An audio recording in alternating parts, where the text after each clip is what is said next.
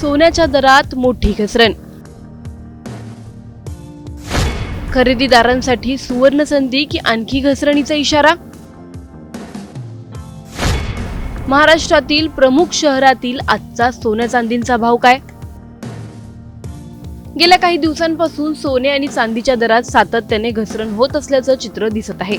आंतरराष्ट्रीय बाजारातील बदल, डॉलरची मजबूती आणि गुंतवणूकदारांच्या बदलत्या रणनीतीचा परिणाम आता भारतीय सराफा बाजारावरही स्पष्टपणे दिसून येत आहे.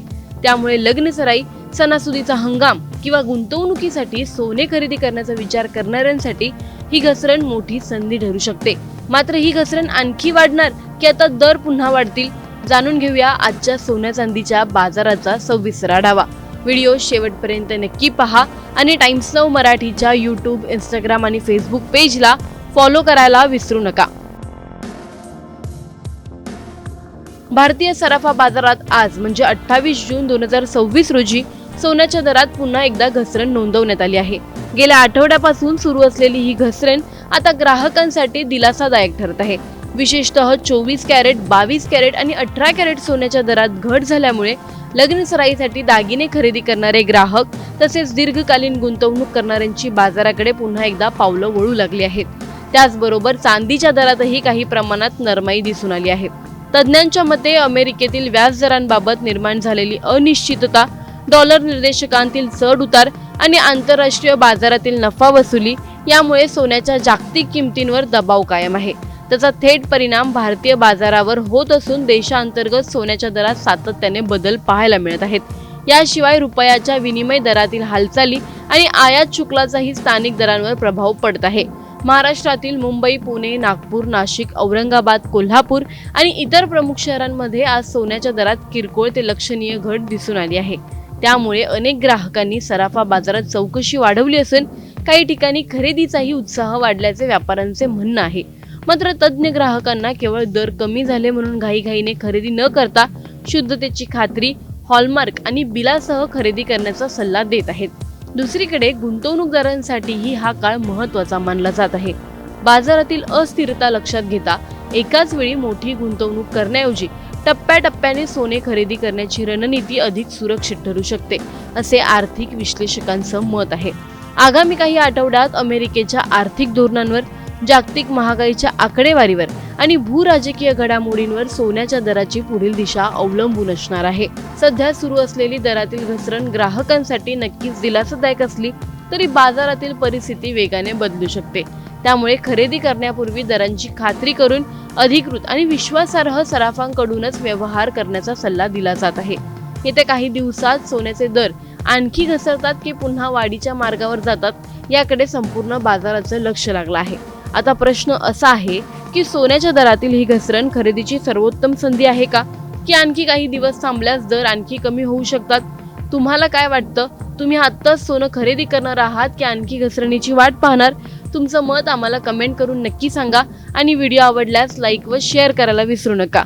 तसंच अशा नवनवीन अपडेट्ससाठी आणि माहितीपूर्ण व्हिडिओजसाठी टाइम्स नाऊ मराठीला नक्की फॉलो करा.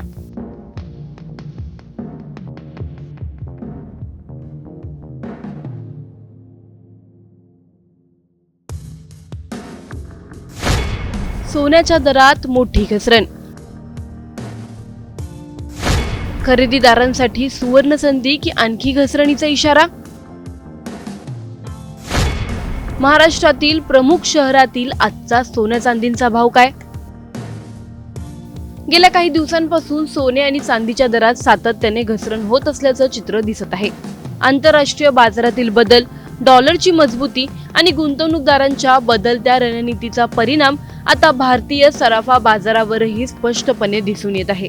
त्यामुळे लग्नसराई, सणासुदीचा हंगाम किंवा गुंतवणुकीसाठी सोने खरेदी करण्याचा विचार करणाऱ्यांसाठी ही घसरण मोठी संधी ठरू शकते. मात्र ही घसरण आणखी वाढणार की आता दर पुन्हा वाढतील? जाणून घेऊया आजच्या सोन्या चांदीच्या बाजाराचा सविस्तर आढावा. व्हिडिओ शेवटपर्यंत नक्की पहा आणि टाइम्स नाऊ मराठीच्या YouTube, Instagram आणि Facebook पेजला फॉलो करायला विसरू नका. भारतीय सराफा बाजारात आज म्हणजे 28 जून 2026 रोजी सोन्याच्या दरात पुन्हा एकदा घसरण नोंदवण्यात आली आहे. गेल्या आठवड्यापासून सुरू असलेली ही घसरण आता ग्राहकांसाठी दिलासादायक ठरत आहे.